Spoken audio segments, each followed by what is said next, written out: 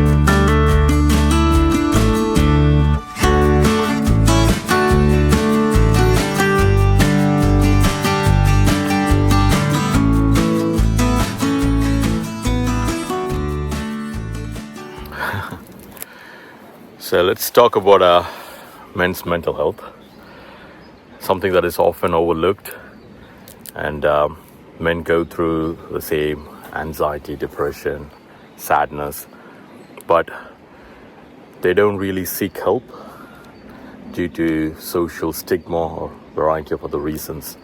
So I thought I'll touch upon that topic and talk a little bit about that. Many men feel pressure to toughen up and to avoid showing any kind of an emotion and seeing those as a sign of vulnerability. Somehow they feel like the society wants them to man up or toughen up, and anything else would be seen as sign of weakness, which is an unfortunate state. Symptoms in men can manifest a bit differently. They can show signs of irritability, excessive anger, and quite a lot of reckless behaviors. Men are statistically shown they are more likely to die of a suicide. And unfortunately, some men turn towards alcohol and drugs as a coping mechanism, which not only destroys them physically, but doesn't really help with their ongoing mental health issues. And many men struggle to open up to their own friends and their loved ones, and end up isolating themselves, which again doesn't help the cause.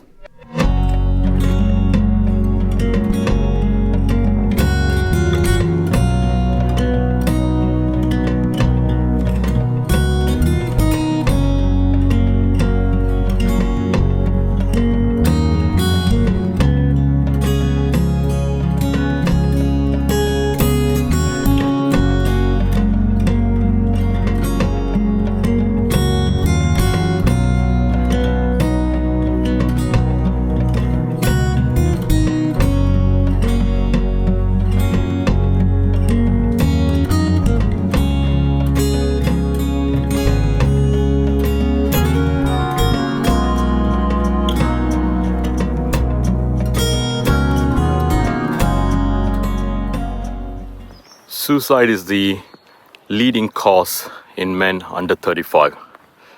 Men are 3 times more likely to be dependent on alcohol compared to women, and unfortunately also 3 times more likely to seek substance, drugs, and get dependent on that compared to women. And men are less likely go and seek for any kind of a therapy. And the latest number shows only 36% of men have sought any kind of therapy or help.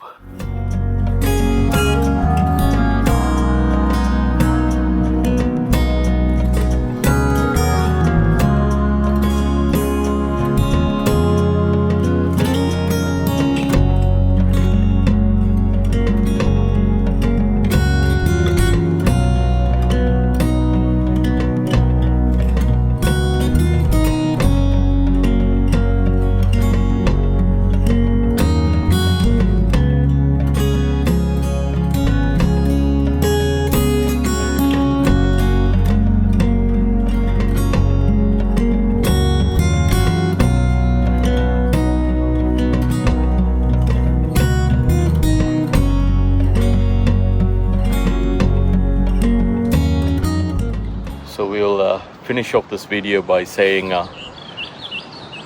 try to have open conversation. Opening about your feelings should not be seen as a weakness.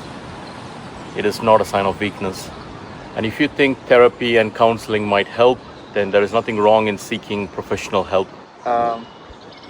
What really helps, at least, for me, in my perspective, is working out. Exercising really helps. Things like strength training, doing cardio, walking, swimming, they all help. There are clear-cut recommendations from WHO on how long you need to be working out for safely.